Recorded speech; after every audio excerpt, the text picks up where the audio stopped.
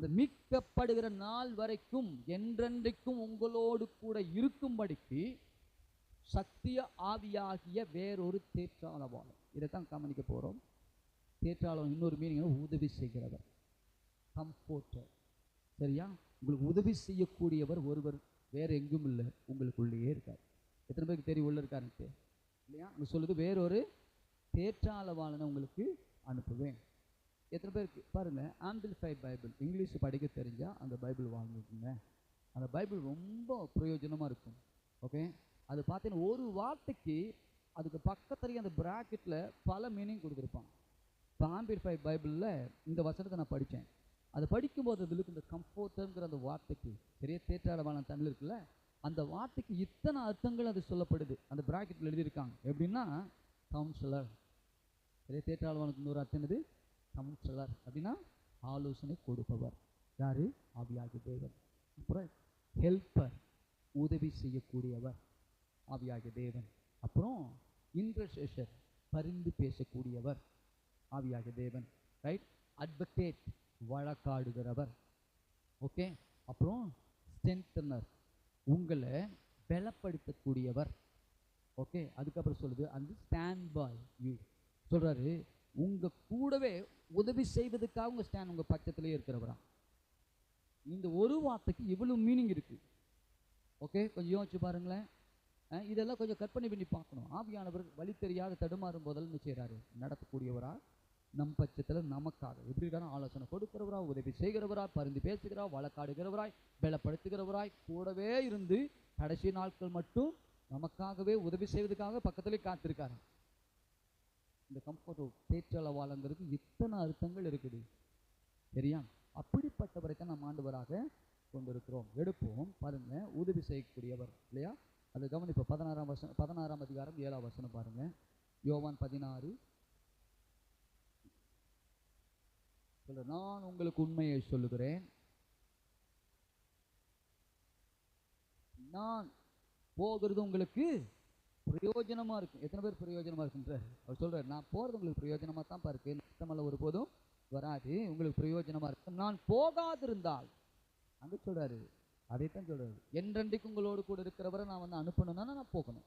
நான் போனா தான் அவர் வர முடியும். அப்ப நான் போகிறது உங்களுக்கு பிரயோஜனமா இருக்கும். நான் போகாதிருந்தால் தேற்றாளவான உங்களிடத்தில் வரார், நான் போவேனே ஆகில் அவரை உங்களிடத்திற்கு அனுப்புவேன். போனவரை அனுப்பிட்டார்.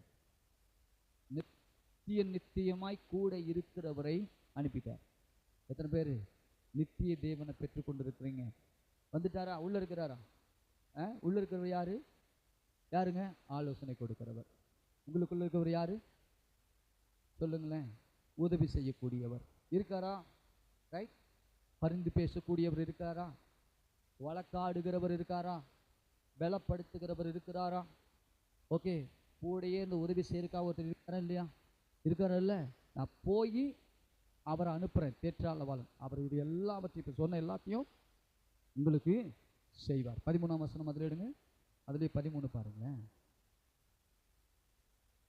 சத்திய ஆவியாகிய அவர் வரும்போது என்ன செய்வார்? சகல சத்தியத்துக்குள்ளும் உங்களை நடத்துவார். எப்படியா? சகல சத்தியத்துக்குள்ளும். இந்த பைபிள் புரியல, வசனம் புரியல அப்படின்னு இருக்கீங்களா? அப்படி இருக்கும்போது உள்ள இருக்கிறவரை சொல்லுங்க, ஆண்டவரே இந்த பகுதி எனக்கு புரியல, கொஞ்சம் வெளிச்சம் காட்டுங்களேன், கொஞ்சம் வெளிப்படுத்துங்களேன் இல்லையா? அப்படி சொல்லும் போது அவர் நிச்சயிறாராம், சகல சத்தியத்துக்குள்ளேயும் நடத்துவார். மறைப்பொருள் என்பது நிச்சயமா. அதனால தான் நிச்சயமா நீங்க ஆவியானவருடைய நிறைவுல நடத்தக்கூடிய அளவுக்கு நீங்கள் வளர்ந்துருப்பீங்கன்னா, ஒருவர் தப்பாய் பிரசங்கம் பண்ணினால் இல்லையேன்னு நீங்க ஆவி சொல்லும், இது தப்பா வருது, இந்த டாக்டரின் தப்பு, இது இப்படி பைபிள் சொல்லவே இல்லை அப்படிங்க உள்ளிருந்து ஒரு சத்தம் வரும். அப்போ உங்க ஆவி இடரல் அடையும். தவறான ஒரு போதனை வந்துச்சுன்னா உங்க ஆவி இது ஏற்றுக்காது.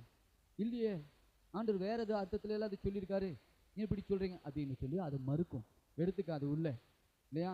மீனை கொடுத்தீங்கன்னா இந்த டேபிளில் மீன் வைக்கிறாங்க, என்ன செய்வீங்க? அதனுடைய சதையை மட்டும் சாப்பிட்டுட்டு முள்ளையெல்லாம் ஆவியானவர் உங்களுக்குள் கரெக்டாக கிரியை செய்தால் வேண்டாதது எல்லாத்தையும் வெளியே தூற்றுவார். தேவையானதை மட்டும் உள்வாங்குவார், எடுத்துப்பார். சரியா? அதனால சகல சத்தியத்துக்கு அவர் உங்களை நடத்துவார். 14வது வசனம், அவர் என்னுடையதில் எடுத்து உங்களுக்கு அறிவிப்பதனால் என்னை மகிமைப்படுத்துவார். உங்களோட வாழ்க்கையில் கொஞ்சம் யோசிச்சு பாருங்க, எத்தனை பேர் நாம மகிமைப்படணும்னு விரும்புறீங்க? நீங்க மகிமைப்படணும் விரும்புறீங்களா? ஓகே, அப்போ என்ன செய்யணும்? ஏசாயாவுக்கு சொல்றார், நீ எழும்பி பிரகாசி, உன் ஒளி வந்தது சொல்றாரு. அங்க அடுத்தது என்ன நடக்கும்? மகிமை வெளிப்படும். நீங்க எழும்பும் போது பிரகாசிப்பீங்க. எப்ப எழும்புவோம்? சத்தியத்தை குறித்து வெளிச்சம் எவ்வளவு வருகிறதோ அந்த அளவுக்கு எழும்ப ஆரம்பிப்போம். எழும்பும் போது பிரகாசிப்போம், மகிமை வெளிப்பட்டுடும். மகிமை வெளிப்பட்டுடுச்சுன்னா வியாதி செத்து முடிஞ்சிடும். வியாதியெல்லாம் அங்கே வேலை செய்யவே செய்யாது, சத்ரு வேலை செய்யவே செய்யாது. சூழ்நிலைகளை மாற்றிடுவீங்க. அதுதான் மகிமை செய்கிற வேலை. ஆதாம் மகிமையுடையனா இருந்த போது எல்லா அனிமலும் இவனை சுற்றி வந்துட்டே இருந்துச்சு இல்லையா? சிங்கம், புலி, கரடி எல்லாமே பாருங்க, பாவத்துக்கு முன்னாடி எல்லாமே புள்ளத்தான் தின்னுட்டு இருந்திருக்கு. எல்லாம் மிருகத்துக்கும் அப்படிதான் வச்சிருந்திருக்காரு கர்த்தர். பாவம் வந்ததுக்கு அப்புறம் தான் என்ன நடந்துருச்சு? எல்லாமே அடிக்க ஆரம்பிச்சிருச்சு. ஒன்று சிருஷ்டிகளும் கெட்டு போச்சு இல்லையா? தேவன் சிருஷ்டிக்கப்பட்ட எல்லாமே நிலம் மாறிக்குச்சு இல்லையா? சாகவே தான் அந்த மகிமை என்ன பண்ணுச்சு? அவனை காத்து கொண்டது. எல்லா அனிமலுக்கும் இவன் தான் ராஜா. தேசத்துக்கு, உலகத்துக்கு, பூமிக்கும் இவன் தான் ராஜா. எல்லாமே கீழ்ப்படிஞ்சு நடந்துச்சு. மகிமை இழந்தான், பிசாசு இருளாக்கினான், எல்லாமே தலைகளாக மாறி போச்சு. அப்போ உங்களுக்கு மீட்பு திரும்ப அந்த மகிமையை கொடுத்துருச்சு. கொடுத்தது இப்போ நீங்களும் நானே இப்போ என்ன செய்யணும்? எழுமணும், பிரகாசிக்கணும். அந்த மகிமை வேலை செய்யப்பா, அது வேலை செய்யும். ஓகே, அப்போ இங்கே சொல்றாரு, நான் அவரை அனுப்புவேன். தேற்றாளன் வரும்போது அது உங்களுக்குள்ள வருவார். இப்போ நீங்கள் என்ன செய்வீங்க? அவர் மறைப்பொருள் எல்லாம் வெளிப்படுத்துவார். பிதா என்ன மகிமைப்படுத்துவார். நீங்க இப்போ ஏசு 17 யோவான் 14 சொல்றாரு, பிதாவே நீர் எனக்கு தந்த இவர்கள் எல்லாவற்றையும் நீர் என்ன மகிமைப்படுத்தினது போல, என் கூட இருக்கிறது போல இவங்களோடு கூட இவங்களையும் மகிமைப்படுத்துங்கன்னு வேண்டிக்கிட்டார். ஜெபம் பண்ணார். 17ஆம் அதிகாரத்தில் ஒரு பெரிய ஜெபம் சபைக்காக, சீசர்களுக்காக, நமக்காக சேர்த்து ஒரு ஜெபம் பண்ணினார். அந்த ஜெபத்தில் சொல்றாரு மகிமைப்படுத்தும். அப்போ பிதா குமாரனை மகிமைப்படுத்துவாரு. குமாரன் எங்கெல்லாம் மகிமைப்படுத்தப்படுகிறாரோ அந்த குடும்பங்கள், அந்த நபர் மகிமைப்படுத்தப்படுவார். இப்படிதான் ஆரம்பிக்குது. பிதா என்ன மகிமைப்படுத்துவார். அப்போ நீங்க பிதாவை குமாரனை மகிமைப்படுத்தும் போது அந்த மகிமை உங்களுக்குள்ள வந்தது சேரும். நீங்க அந்த மகிமையுடைய ஆட்களாக இருக்க ஆரம்பிப்பீர்கள். ஆமென். விரும்புறீங்களா? லைஃப்ல நடக்க போகிற வரும் காரியங்கள் எல்லாத்தையும் சொல்லுவாருங்க. உங்களுடைய ஃபியூச்சர் அவருக்கு தெரியும். உங்களுடைய எதிர்காலத்தை நன்றாய் அறிந்தவர் அவர் தான். அதனால அவர் கையில் சரண்டர் பண்ணிடுங்க. அவர் சூப்பராக உங்களை நடத்தி கொண்டு போவார். நமக்கு வேண்டியது எல்லாவற்றையும் சிலுவையில் மீட்டு கொடுத்தா அத்தனையும் திருப்பு கொடுப்பார் ஆவியானவர். மேலானது அனுபவிப்போம். சரி, எடுப்போம். ரோமர் 8ஆம் அதிகாரம் 26வது வசனம். ரோமர் 8:26. ஆவியானவரே, அந்தபடியே ஆவியானவரும். எத்தனை பேருக்கு தெரியும்? உங்க வீக்னஸ் அவருக்கு தெரியுமா? நமக்கு 2 பக்கம் இருக்கு, தெரியுமா இல்லையா? பிளாக் சைடு ஒன்று இருக்கு. நமக்கு எல்லாத்துக்குமே இருக்குங்க, 2 பக்கம் இருக்கும். இப்போ நான் இங்க நிக்கிறேன்ல, எனக்கு ஒரு மறைமுகம் இருக்கா? எனக்கு தான் தெரியும். கர்த்தருக்கு தெரியும் நான் யாருன்னு எனக்கு தெரியும். 2வது கர்த்தருக்கு தெரியும். உங்க முன்னாடி நான் இப்படி நிக்கலாம், ஆனா என்னுடைய அந்தரங்கம் இருக்குல்ல, எல்லாத்துக்குமே இருக்கு. அந்த அந்தரங்கம் அவருக்கு தெரியும். சரி தானே? ஓகே, அதை சரி பண்ண அவரால் முடியும். அதை நல்லாக்கி இப்போ ரட்சிப்பு அது தாங்க பண்ணியிருக்கு. எல்லாத்தையும் ஒளிவு முறை இல்லாமல் எல்லாம் வெளியே கொண்டு வந்து ஒவ்வொன்றும் சொல்லி கரெக்ட் பண்ணி பண்ணாம பாருங்க. இவன் தாவீது பண்ணாம பாருங்களேன், இவ்வளோ வேலைத்தனம் பண்ணியிருக்கான். அவன் எடுத்த தீர்மானம் தப்பு. அதுதான் யுத்த காலத்தில் இவன் யுத்தத்துக்கு போனோம். அங்கே இருக்குன்னு சொன்னாங்க, நீங்கள் எங்களுக்கு ஆண்டவன் மாதிரி ராஜா, நீங்கள் வர வேண்டாம், நீங்கள் ரெஸ்ட் எடுங்க, இளைப்பாருங்க, நாங்கள் ஒரு யுத்தத்துக்கு போகிறோன்னு சொன்ன உடனே தலைவர் என்ன பண்ணிட்டாரு? கொஞ்சம் ராஜ்யபாரம் கட்டப்பட்ட உடனேயும் பெரிய ஆளாக ஆன உடனேயும் சரிப்பா நீங்கள் போங்கப்பா, நான் இருந்து இங்கே இருக்கிறேன்னு சொன்னோம். ஒழுங்காக போய் தேவ சமூகத்தில் ஜெபம்னு உட்காந்துருக்கணும். தலைவர் மேலே பராக்க பார்க்க போனார் பாருங்க, மொட்டை மாடிக்கு. இங்கே தான் பிசாசுடைய சூழ்ச்சி அங்கே இருக்குது இல்லை? மேலே மொட்டை மாடிக்கு போனார், குளிச்சுட்டு பார்த்துட்டாரு. ஒரு லேடியை பார்த்துட்டு ஒழுங்காக வந்து மன்னிப்பு கேட்டு வேலை பார்க்க வேண்டியதானே? ராஜாவை உட்காந்துட்டு இப்போ கூட்டிட்டு வான்னு வேலை சொல்லிவிட்டான் பாருங்களேன். எவ்வளோ மோசம் பண்ணியிருக்கான் பாருங்க. ஒரு தப்பு தொடர்ந்து அவனை தப்பு பண்ண தூண்டிக்கு போயிட்டே இருக்குது. மேலும் மேலும் அடுக்கடுக்கா பாவத்துக்கு அவன் தள்ளிக்கிட்டே இருக்குது இல்லை? பெண்ணாச்சு கூட்டிகிட்டு வந்தான், கர்ப்பவதி ஆக்கிட்டான், இப்போ அவன் புருஷன் உத்தமன், பைபிள் சொல்லுது அவ்வளோ நல்லவங்க உரியா இல்லை. அவனை அங்கிருந்து கூட்டிட்டு வாடான்றான். அவனை கூட்டிட்டு வர வச்சுட்டு எங்க யுத்தத்தில் இருக்கிறவன் வர வச்சு இவனை போக நீ வீட்டுக்கு போடான்றான். இவன் தப்பம் மறைக்கிறதுக்கு புருஷன் அங்கே அனுப்பிச்சி விடுறான் பாருங்களேன்.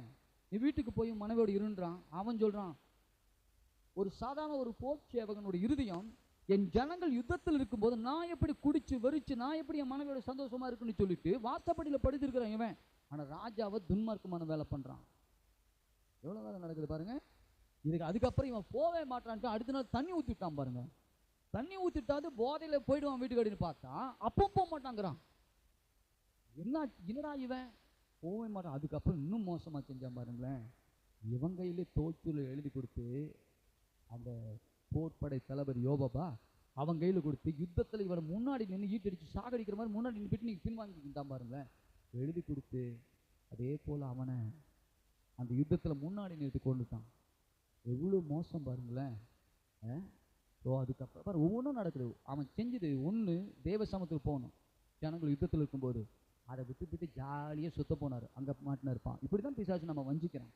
நாம் ஜாக்கிரதையாக இருக்க வேண்டிய நேரங்களை அசதியாய் அலட்சியமாக இருக்கும்போது எல்லாம் பிசாசு நம்ம தவறான போக்கில் தவறான வழியில் கொண்டு போக பார்ப்பான். அப்படி கொண்டு போனவன் இன்னொருத்த மனை எடுத்தது தப்பு, சேர்ந்தது தப்பு, இப்போ கர்ப்பவதி ஆக்கினது தப்பு, ஆக்கினது மாத்திரமில்லை புருஷனையும் கொண்டுட்டான். எவ்வளோ எங்கெங்க கொண்டு போகுது பாருங்க. இப்போதான் நாத்தான் அனுப்புறாரு பாருங்க. ஆண்டவர் வந்தார், நாத்தான் தீர்க்கதரிசியை பிடிச்சி இப்போ கொண்டாந்து நிறுத்தி தாவீதுக்கு கொண்டாந்து நிறுத்தி, ராஜா ராஜா ஒரு காரியத்தை உங்களுக்கு சொல்லணும். சொல்லுங்க தீர்க்கதரிசி. யாரே ஒன்றில் ஒருத்தனுக்கு கொடிசுவரன் ஏராளமான ஆடுகள் அவனுக்கு இருக்கு. ஆனால் ஒருத்தனுக்கு ஒரே ஒரு ஆடு. அவன் ஏழை, தனக்குள்ளது ஒரே ஒரு ஆடு மட்டும்தான் இருந்துச்சு.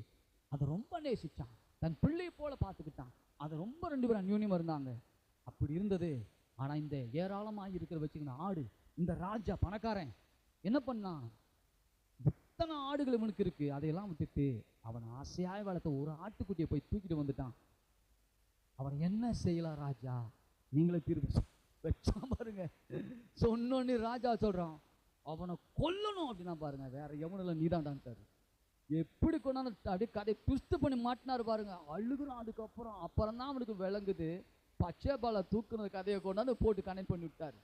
எப்படியெல்லாம் சொன்னானே அதுக்கப்புறம் நொந்துட்டான். அவன் அழுது புலம்பி மனம் திரும்பிட்டான். அப்பதான் கர்த்தர் சொன்ன, நீ மறைப்பிடத்தில் செஞ்சது உன் பிள்ளைகள் வெளியரங்கமா செய்வாடாங்க. நீ செஞ்ச பாவம் உன் பிள்ளைகள் தலைமுறைய நடந்துச்சுங்க அப்படியே. ஆனால் அதுக்கப்புறம் மனம் திரும்பிட்டான். அதுக்கப்புறம் தாவீது பாருங்களேன், தப்பு பண்ணோன்னாவே இருக்காது. மனம் திரும்பி ஒழுங்காக்கிட்ட பிறகு ராஜ்யத்தை கரைத்தான், நடப்பிக்க ஆரம்பித்தான். அதனால சொல்கிறேன், அவருக்கு மறைவான சிருஷ்டி ஒன்றுமே இல்லை. நம்ம நினைக்கலாம் அவர் ஆண்டவர்கிட்ட போய் இயேசுவே மன்னியும்னா மன்னிச்சுட்டுவார். கண்டிப்பாக மன்னிப்பாருங்க, கண்டிப்பாக மன்னிப்பார். ஆனால் விளைவு கண்டிப்பாக விளைவு அதுக்குண்டான விளைவு கண்டிப்பாக நம்ம பூமியிலே அது சரி கட்டப்படும். சரியா? பூமியில் அது சரி கட்டிடுவார் நம்ம செஞ்ச விளைவுகள் எல்லாமே. அதனால தான் சொல்கிறேன், சபையை அசட்டை பண்ணாதீங்க, அசட்டை பண்ணாதீங்க, ஆராதனையை அசட்டை பண்ணாதீங்க, விதைக்கிறத அசட்டை பண்ணாதீங்க. தேவனுக்கு கொடுக்குற முக்கியத்துவத்தை ஒரு காலம் அசட்டை பண்ணினீங்கன்னா, தாவீது பண்ணாம பாருங்க, அந்த அசட்டைத்தனம் தான் அவனை பாவத்தில் கொண்டு விட்டுடுச்சு, பிசாசுக்கு இடம் கொடுத்துருச்சு. அது தலைமுறையும் அதை அடிக்க ஆரம்பிச்சிச்சு. அடுத்து என்னாச்சு, புள்ளியை கொல்ல தேடுறான். என்னென்ன நடக்குது பாருங்களேன். அப்படி சொந்த மகனே இவனை கொண்டுட்டு அரியணையில் உட்காரதுக்கு அப்சலோம் அவன் ஆயத்தமாக்கிறான். அவன் ஒரு கூட்டத்தை சேர்த்துட்டு ஆயத்தமாக்கிட்டான். ஒரு பக்கம் அண்ணனே தங்கச்சிக்கு எடுத்துட்டான். எவ்வளோ மோசமாக இருக்குது பாருங்க. இதான் சொல்கிறோம். அப்போ நாம் ஒவ்வொரு நாளும் ரொம்ப ஜாக்கிரதையாக இருக்க வேண்டிய காலகட்டத்தை நாம் இருக்கிறோம். அதனால தான் அவருக்கு முன்னாடி மறைவானது ஒன்றுமே இல்லை. அவர் கையில் விட்டு கொடுக்கும்போது அவர் என்ன செய்வார், நம்மளை விலக்கி காப்பார். வேதமே இல்லாத காலகட்டத்தில் யோசேப்பு எப்படி வாழ்ந்திருக்கான், பைபிள் இல்லை அவன் கையில். ஆனால் ஒன்று மட்டும் அவனுக்கு தெரியுது, என் அப்பாவுடைய ஆண்டவர், என் தாத்தாவுடைய ஆண்டவர், அவர் சொல்லியிருக்கிறாரு இப்படி தான் இருக்கணும், இப்படியெல்லாம் இருக்கக்கூடாதுன்னு அவர் சொல்லியிருக்கிறார். அதை ஆழமாக உள்ள வச்சிருக்கான். அந்த உடன்படிக்கை மறக்கவே இல்லை. அது ஆழமாக உள்ள இருந்தது நிமித்தம் தான் அவன் தப்பிக்கிறதுக்கு போக்கு உண்டாச்சு, அவன் ஓடுனான். நம்ம கையில் இவ்வளோ வேதம் கையில் இத்தனை கொடுத்து, பைபிளை கொடுத்து இதை படித்து பாரு, சுய புத்தியினை சாராதேன்னு எழுதி வச்சிருக்கு, இல்லையா பரஸ்திரியை பாராதேன்னு எழுதி வச்சிருக்கு. ஒருத்தன் சொல்லி வா 2 பேரும் சேர்ந்து போய் இன்னைக்கு வெளியில் பதிவிருந்து கொள்ளையடிச்சு 2 பேரும் பங்கிட்டு கொண்டு சொன்னால் அவங்ககிட்ட சேராத ஓடான்னு வேலை சொல்லுது. எப்படியெல்லாம் பைபிள் சொல்லி கொடுக்குது பாருங்களேன். இல்லை துன்மார்க்கனோட கூட என்னது சங்கீதம் ஒன்று சொல்லுது பாருங்க, எவ்வளோ அழகாக ஆண்டு சொல்லி வச்சிருக்காரு பாருங்களேன். பாவியான மனுஷங்கிட்ட என்ன செய்யறாத, சேராத, பரியாசக்காரனோட கூட உட்காராத, துன்மார்க்க ஆலோசனை நீ கேட்காத. அப்படி இருந்த நம்ம வாழ்க்கையை சிதைச்சு விடுவான். தேவ சித்தத்தை எல்லாம் உன்னை விட்டு அப்புறம் தூக்கி விடுவான். அவனை விட்டு ஓடு, சேராத, உட்காராத, பேசாத. யாருங்க இப்படி சொல்லி கொடுப்பான்? கையில் கொடுத்து பாரு, கொஞ்சம் படிய, கொஞ்சம் கண்ணு திறக்கட்டும், இது கொஞ்சம் உள்ள போயேன். எந்த அளவுக்கு நீங்கள் இந்த வேதத்தோடு கூட இதுல நீங்க உறவாடுறீங்களோ, இதுல சம்பாதிக்கிறீங்களோ, அந்த அளவுக்கு உங்க வாழ்க்கை பரிசுத்தமாகும், உங்க வாழ்க்கை ஆசீர்வாதமா மாறும், உங்க வாழ்க்கை தலைக்கும், உங்க வாழ்க்கை செழிக்கும். உங்க கிட்ட வந்து பலர் வந்து கையேந்தக்கூடிய அளவுக்கு உங்களை கர்த்தர் உயர்த்தி வைப்பார். தேவன் அதை செய்வாருங்க. அது நிச்சயமா அது நடக்க. தோத்து போக தேவன் ஒரு காலம் உங்களை விடவே மாட்டார். அதனாலதான் இங்க சொல்லுது, உதவி செய்கிற ஆவியான். நான் என்னதுக்கு ஜெபிக்க தெரியாத போதும் கூட உங்க பலவீனத்தில், நம்முடைய வீக்னஸ்ல ஸ்ட்ரென்த் அவர் வராது.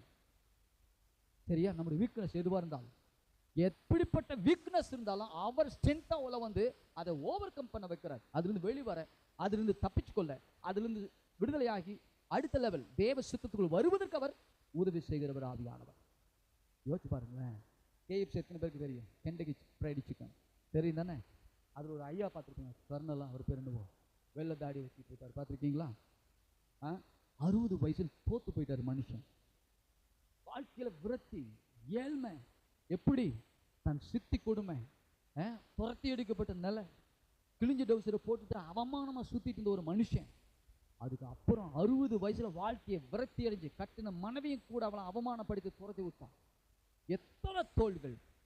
பிறந்த நாள் முதற்கொண்டு தோல்வி, தோல்வி, தோல்வி, விரக்தி, வெறுமை, துரத்தப்பட்ட அவமானம். இப்படிப்பட்ட ஒரு வாழ்க்கை வாழ்ந்த மனுஷன் விசுவாசி 60 வயசுல எல்லாமே தோத்துத்தான் போச்சு. ஆண்டவரே, நான் ஜெயிக்கவே மாட்டேனா, வாழவே முடியாதா, என் அப்பாவும் புறக்கணிச்சிட்டாரு, எங்க அம்மாவும் உலகத்தில் இல்லை, என் சித்தி என்னை எட்டி உதைச்சு அனதையாக்கி விட்டுட்டா, நான் கட்டின மனைவியும் என்ன அவமானப்படுத்தி ஒன்னும் இல்லாதவன்டா, உன் கூட என் வாழ்க்கை வாழ்ற எப்படின்னு சொல்லி அவளும் என்னை உதறி தள்ளிட்டு போயிட்டா.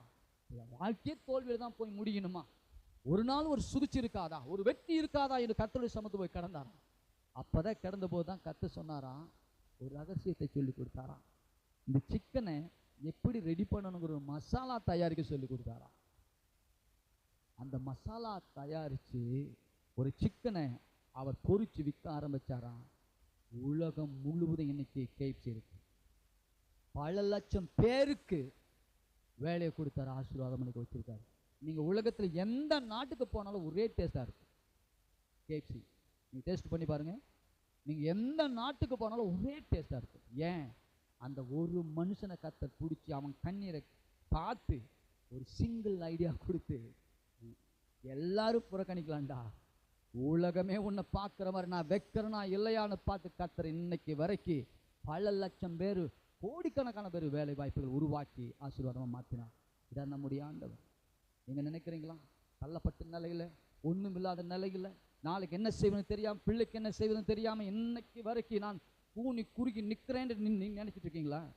சிங்கிள் ஐடியா, ஒரு ஐடியா, அது உங்கள் லைஃபே தலாச்சு அவரால் முடியும், தேவனால் முடியும். விசுவாசிக்கிறீங்களா? எஸ், அதாங்க நம்முடைய ஆண்டவர், அதாங்க நம்முடைய ஆண்டவர். ஓகே, சாதாரண சட்டி போதும், இந்த தீவட்டி போதும், பட்டயம் தேவையில்லை. கிதியோனே, கிதியோனே, தீவட்டியும் சட்டியும் எடுத்துக்கோ, எக்காலத்தை ஊது, வாயில கர்த்தருடைய பட்டயம், கிதியோனின் பட்டயம் சொல்லு. இயேசுவின் நாமம் உங்களுக்கு கொடுக்கப்பட்டிருக்கிறபடியினால் என்னுடைய பட்டயம் கர்த்தருடைய பட்டயம், என்னுடைய யுத்தம் அல்ல கர்த்தருடைய யுத்தம். அவர் எனக்காய் யுத்தம் செய்கிறவர், அவர் எனக்காய் யாவையும் செய்து முடித்தவர். நான் கிறிஸ்துவுக்குள் இப்ப இளைப்பாறுகிறேன். அலக்களிக்கிற வாழ்க்கை எனக்கு இல்ல, வியாதியில் இருக்கிற வாழ்க்கை எனக்கு இல்ல, தரித்திரத்தில் இருக்கிற வாழ்க்கை எனக்கு இல்ல, கையேந்திர வாழ்க்கை எனக்கு இல்ல. என் இயேசு எனக்காய் சிலுவையில் எல்லாவற்றையும் செய்து முடித்ததால் நான் இப்போது வாழ்ந்திருக்க எல்லாவற்றையும் உதவி செய்கிற தேற்றாளவாளன் என்னோடு கூட இருக்கிறார். வானத்தையும் பூமி உண்டாக்கின தேவர் என்னோடு கூட இருக்கிறபடியினால் நான் பயப்பட மாட்டேன், நான் கலங்க மாட்டேன், நான் கவலைப்பட மாட்டேன், நான் தடுமாற மாட்டேன், நான் உலகத்தில் சிக்குண்டு சிறையுண்டவனாய் நான் இருக்க மாட்டேன். நான் ஜெயிக்கிறவனாகத்தான் இருப்பேன். என் கர்த்தருடைய ஆவியானவர் என்னோடு கூர்ந்து என்னை உயர்த்துகிறவராய் இருக்கிறார். அப்படிப்பட்டவரைத்தான் நாம் உள்ள வச்சிருக்கிறோம், அவரைத்தான் ஆராதிக்கிறோம். கவலைப்படாதீங்க. உண்மையும் மோர் தென் எனஃப் பைபிள் சொல்லுது, ரைட்? போதுமானவருக்கும் அதிகமானவர், சர்வ வல்லவர், ரைட்? எல்ஷடாய் சொல்றல, ஏராளத்தின் தாராளத்தின் தேவன். ஏராளம் தாராளம்னா 2 மீன் 5 அப்பம் ஏராளம் தாராளமா பிறப்பிச்சார் இல்லையா? 20,000 பேர் சாப்பிட்டு மீதி 12 கூட எடுத்ததுதான் ஏராளம் தாராளம். அப்படிதான் நம்ம லைஃப் இருக்கும்.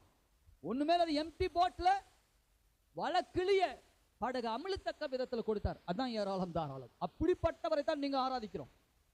ஹலோ, அதான் சொல்றோம், அப்படிப்பட்டவர் கொடுங்க, சரீரத்தை சுகமாக்க அவரால் முடியும், குடும்பத்தை தலைக்கு செய்ய முடியும், வறுமையை நிறைவாக்க அவரால் முடியும், தேவையெல்லாம் சந்திக்க அவரால் முடியும், மாற்றங்களை உருவாக்க என் தேவனால் நிச்சயமாய் முடியும். விசுவாசிக்கிறீங்களா? ஆமே. அப்படிப்பட்டவர் தான் ஆராதிக்கிறோம். ஒரு சம்பவத்தை சொல்லி நான் முடிக்கிறேன். ஓகே, 2 ராஜாக்கள் 20ஆம் அதிகாரம், அங்க எசேக்கியாவை பற்றி சொல்லுது. எசேக்கியா ராஜா. ஓகே,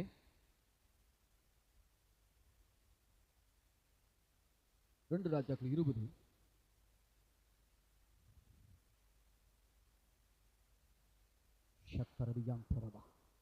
எசேக்கியா ராஜா வியாதிப்பட்டு கிடக்கிறான். வியாதிப்பட்டு கிடக்கும்போது ஏசாயா தீர்க்கதரிசி அனுப்பி போய் சொல்லு, நீ செத்துருவ அப்படின்னு சொல்லுங்க, நீ செத்து போயிடுவ. ஏசாயா தீர்க்கதரிசி சொல்லிட்டு அவரோட திரும்புறாரு. ஏசாயா அதை சொன்ன உடனேயும் அடுத்த செகண்ட் சம்பவத்தை நீங்கள் வீட்டில் போய் ஃபுல்லாக வாசிங்க. நான் முக்கியமான வசனத்தை மட்டும் வாசிக்கிறேன். ஓகே, 1ஆம் வசனம் பிழைக்க மாட்டேன்னு சொல்லிட்டாரு. அப்பொழுது 2ஆம் வசனம், அப்பொழுது எசேக்கியா தன் முகத்தை சுவர்புறமாக திருப்பி கொண்டு கர்த்தரை நோக்கி. இதாங்க விஷயம். நெருக்கப்படுறீங்களா? பாடுபடுறீங்களா? பொருளாதாரத்தில் கூட தடுமாறுறீங்களா? வேலையில் பிரச்சனை சந்திக்கிறீங்களா? உங்களை சுற்றிலும் உங்களை நெருக்கிறானா, ஒடுக்குறானா? இன்னே ஒன்று மட்டும் தீர்மானம் எடுங்க. சரின்னு வந்து எசேக்கியா அப்படி சரின்னு விட்டுடலை, சொல்லிட்டாருல்ல. சரி, ஆண்டவர் இப்போ கர்த்தர் செய்ய நினைத்து ஒன்றும் தடைபடாதுன்னு பாட்டு பாடுறோம் இல்லை? கர்த்தர் சொன்னது நடக்கும். ஓகே, நடக்கும். இங்கே அப்படியே உட்காந்துருக்காரு தானே, கர்த்தர் சொல்லிட்டாரு, லைஃப் முடிஞ்சிச்சு, அப்படியே உட்காந்துருக்க வேண்டியது தானே. ஆனால் என்ன பண்ணான் பாருங்க. ஓகே, அப்படியே ஏசாயா தீர்க்கதரிசி வெளியே வந்தோட முகத்தை திருப்பி சோத்து பக்கம் சாஞ்சிட்டான். கர்த்தருடைய சமூகத்தை திரும்பி இப்போ என்னப்பா, கர்த்தாவே, சரியா, கர்த்தரை நோக்கி 3ஆம் வசனம், கர்த்தாவே, நான் உமக்கு முன்பாக உண்மையும் மன உத்தமமாய் நடந்து உமது பார்வைக்காய் நலமானதை செய்தேன் என்பதை நினைத்தருளும் என்று விண்ணப்பம் பண்ணினான். எசேக்கியா மிகவும் அழுதான். சொல்றேன், நான் மனம் உண்மையாக தான் இருந்தான், தவிர நான் பிதாக்கள் போல தப்பு பண்ணலையே, உமக்கு விரோதமா பாவம் செய்யலையே, ஜனங்களுக்கு நான் ஒரு தீமையை செய்யலையா ஆண்டவரேன்னு சொல்லிட்டு அவர் சமூகத்தை அழுத போது, பிரசன்னத்தில் அழுத போது, அவர் நோக்கி பார்த்து அழுத போது. இப்போ அடுத்தது பாருங்களேன், ஏசாயா சொல்லிட்டு தீர்க்கதரிசி வெளியே கூட போக விடலை கர்த்தர். அடுத்த வசனம் பாருங்க, ஏசாயா பாதி முற்றத்தை விட்டு அப்புறம் போகிறதுக்கு முன்னமே, அரண்மனையில் பாதி தான் வந்திருக்கான், அதுக்கு முன்னமே ஜெபம் பண்ணின அடுத்த நிமிஷமே கர்த்தர் பதில் செய்கிறார் பாருங்க. ஓகே, அதுக்கு முன்னமே கர்த்தருடைய வார்த்தை அவனுக்கு உண்டாகி அவர் சொன்னது, நீ திரும்பி போ, செத்து போயிடுன்னு எவன் சொன்னாங்க அவனையே பிடிச்சி திரும்ப அவங்ககிட்ட போ, எசேக்கியாட்ட நீ போ, திரும்பி போய் என் ஜனத்தின் அதிபதியாகிய எசேக்கியாவை நோக்கி, உன் தகப்பனாகிய தாவீதின் தேவனாயிருக்கிற கர்த்தர் சொல்லுகிறது என்னவென்றால், உன் விண்ணப்பத்தை கேட்டேன், உன் கண்ணீரை கண்டேன், இதோ நான் உன்னை குணமாக்குவேன், 3ஆம் நாளில் நீ கர்த்தருடைய ஆலயத்துக்கு போவாய், உன் நாட்களோட 15 வருஷத்தை கூட்டுவே. செத்து போவேன்னு சொன்னவன லைஃப்பை அப்படியே ஒரு டர்ன் பாயிண்ட், ஒரு திருப்பு முன்னாக்குறாரு. 15 வருஷத்தை நான் சேர்த்தேன். எப்படிப்பட்ட ஆண்டவருக்கு யோசிச்சு பாருங்க. நான் கேட்குறேன், உங்கள் கண்ணீர் அவருக்கு தெரியாதா? விண்ணப்பம் அவர் கேட்கலையா? உங்கள் அழுது அவருக்கு தெரியுமா தெரியாதா? இல்லையா? எத்தனையோ நாட்கள் சில காரியங்கள் வெளியே தெரியாது, உள்ள அழுதுட்டு இருப்பேன். எல்லாருக்கும் அந்த ஒரு அனுபவம் இருக்கும் இல்லை? வாழ்க்கையில் நிறைய இழப்புகளும் அவமானங்களும் வந்த போதெல்லாம் இல்லாமை நேரங்களில் எப்படி அழுதுருக்கோம்? அழுதுருக்கீங்களா? நிறைய நான் அழுதுருக்கேன். ஒன்னே ஒன்று மனுஷன் முன்னாடி செய்யலை, அவருக்கு முன்னாடி செஞ்சிருக்கேன். அவருக்கு முன்னாடி எப்பெல்லாம் அந்த நிலைக்கு வந்த போதெல்லாம் தேவன் ஒரு மாற்றத்தை உருவாக்கின ஒரு அற்புதத்தை செஞ்சார். நான் கூட இருக்கிறேன், கூடத்தான் இருக்கேன், கவலைப்படாத. ஜெபித்த அடுத்த நிமிஷமே திரும்ப ஒரு மறுச்செய்தி வருது. என்னதே, நீ சாக மாட்டேன், நீ பிழைப்ப, 15 வருஷம் உனக்கு சேர்த்து கொடுக்குறேன், 3ஆம் நாள் நீ ஆலயத்துக்கு வருவேன். செஞ்சாரா இல்லையா? ஓகே, இதுதாங்க நம்முடைய ஆண்டவர். ஆவியானவர் இதுதான் தேற்றுகிறவர், இதுதான் உதவி செய்யக்கூடியவர், இதுதான் உங்களுக்காய் வழக்காடக்கூடியவர், இதுதான் உங்களுக்கு மறு உத்தரவு கொடுக்கக்கூடியவர். அவரே தேற்றளவாளர். அவரைத்தான் நான் உனக்கு கொடுக்குறேன்னு சொல்லி கொடுத்தாருங்க. அப்படிப்பட்டவரைத்தான் நாம் உள்ள வைத்திருக்கிறோம். அவன் அழுத அடுத்த செகண்ட் பதில் வந்துச்சுல்ல, உங்கள் பதிலுக்கு, உங்கள் அழுகைக்கு நிச்சயமாய் கர்த்தர் பதில் செய்வார். நிச்சயமாக பதில் செய்வார். உங்களை துன்பப்படுத்தினவன் இனி ஒரு காலம், இந்த பாடுபடுத்தி எகிப்து நீ காண மாட்டேனார் கர்த்தர். அது நடக்கும், இயேசுவின் நாமத்தில் அது நடக்கும். ஆமென். உங்களுக்கு வழி, எதிரிக்கு சாபக்கூலி கர்த்தர் மாற்றுவார். விசுவாசம் இல்லைங்க, நான் அடிக்கடி சொல்கிறேன். உங்களை துன்பப்படுத்துறானா ஒருத்தன், உங்களை அள வைக்கிறானா ஒருத்தன், உங்களை பாடுபடுத்துறானா ஒருத்தன், உங்களை சுரண்டுறானா, உங்களது எல்லாத்தையும் அபகரிக்கிறானா, உங்களை ஏமாத்துறானா, அவன் மனம் திரும்பி உங்களோட ஒரு ஒப்புரவாகிட்டானா முடிஞ்சிச்சு, அவன் பொழைச்சிப்பான். இல்லை, ஏடா கூடமா ஏதாச்சும் பண்ணினானா அவன் கதி அதோ கதி தான். கர்த்தர் உள்ள சீனுக்குள்ளே வருவார், நிச்சயமாக வருவாருங்க. நீங்கள் வேணால் டெஸ்ட் பண்ணி பாருங்களேன். அவர் சமூகத்தில் போய் அவருக்கு ஒப்பு கொடுத்துட்டு, ஆண்டவரே எல்லாம் நமக்கு தெரியும் ஆண்டவரே, என் வேதனை, என் பாடு, பிரச்சனை, சூழ்நிலை, இன்னைக்கு போகிற காரியம் எல்லாம் உமக்கு தெரியும். என்னுடைய நம்பிக்கை நீங்கள் மட்டுமே, நீங்கள் மட்டும்தான். இந்த நினைப்போடு அப்படி ஜெபம் பண்ணிட்டு போங்களேன், பிரச்சனையெல்லாம் இல்பொருள் இல்லாமல் ஆக்குவார். இந்த எதிரி எல்லாத்தையும் மடங்கடிப்பாருங்க கர்த்தர், முதுகு காட்ட ஓட வைப்பார். அது நடக்கும். ஒரு வழியாக வரானா 7 வழியாக கர்த்தர் ஓட விடுவார். அதனால் எல்லாம், அது வியாதியாக இருக்கட்டும், பிரச்சனையாக இருக்கட்டும், சூழ்நிலையாக இருக்கட்டும், ஃபினான்ஷியல், எல்லாத்துக்கும் சேம் பிரின்சிபல் தான். கர்த்தரை பிடிக்கணும் இல்லைங்க, நிச்சயமாக கர்த்தர் உங்களை உயர்த்துவார், ஆசீர்வதிப்பார், மேலான காரியத்தை அவர் செய்வார். ஒரு காரியத்தை மனசில் வச்சுங்க, மகிமையுள்ள தேவன். ஓகே, வானத்தையே எல்லா மகிமையையும் விட்டு விட்டு அடிமையின் ரூபம் எடுத்து வெறுமையாக்கி வந்தாராம். எதற்கு? வெறுமையாக இருக்கிற உங்களை என்னையும் மாற்றுவதற்கு, குறைவுபட்டு கிடக்கிற உங்களை என்னையும் நிறைவாக்குவதற்கு, பாவத்தின் சிறையிருப்பில் இருக்கிற உங்களை என்னையும் நீதிமானாய் மாற்றுவதற்கு, அடிமைத்தனத்தில் கிடந்த நம்மை பிள்ளையாய் மாற்றுவதற்கு, நித்திய ஜீவனை பெற்றுக்கொள்வதற்கு, தேவனோடு கூட நம்மை இணைப்பதற்காக தான் அந்த கோலத்தை பூண்டு பூமிக்கு வந்தார். 100க்கு 100 தேவன், 100க்கு 100 மனுஷன் அத்தனை விட்டு வந்ததே நம்மை வாழ வைக்கத்தான். அந்த நினைப்பை ஆழமா பதிவு வச்சு ஜெபிக்கும் போதெல்லாம் இதை சொல்லுங்க, ஆண்டவரை ஞாபகப்படுத்துங்க. இதுக்கு தாங்க ஆண்டவரை வந்தீங்க. ஏன் ஆண்டவரை நான் இன்னைக்கு இல்லாமல் வறுமையில் இருக்கணும்? உம்முடைய மகிமை ஐஸ்வரியத்தின்படி நான் நிறைவா இருப்பேன், ஒரு குறையும் எனக்கு இருக்காது. ஓகே, எல்லாத்தையும் நீங்க பார்த்துக்குவீங்கப்பா. ஸ்தோத்திரம். சிலுவைக்காய் நன்றி, தழும்புக்காய் நன்றி, எனக்காய் முள்மூடி ஏற்றதுக்காய் நன்றி, ஆக்கணி திருப்பி எடுத்ததுக்காய் நன்றி, என் தரித்திரத்தை சுமந்து தீர்த்ததுக்காய் நன்றி, என் வியாதி நோய் எல்லாத்தையும் சுமந்து தீர்த்ததுக்காய் நன்றி.